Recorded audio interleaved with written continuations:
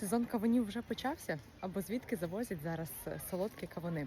А в основному партії зараз приїжджають з Туреччини, Греції, Азербайджану, Північної Македонії та Румунії.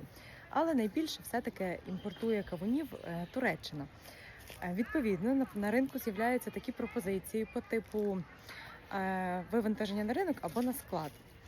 Зазвичай всі перевізники, з якими ми працюємо, та й більшість, мабуть, зацікавлені вивантажені на склад, тому що це буде вивантаження там в один умовний день, і не потрібно там тратити час, можна їхати одразу вантажитись на інше завантаження. А є ще такий формат вивантаження на ринок. Це коли стоїть ця сама фура, і людина по закупочній ціні привозить з Туреччини, тобто імпортує ці кавуни, а потім продає її по нижчій, ніж, наприклад, ціна у магазині чи у якогось поставника.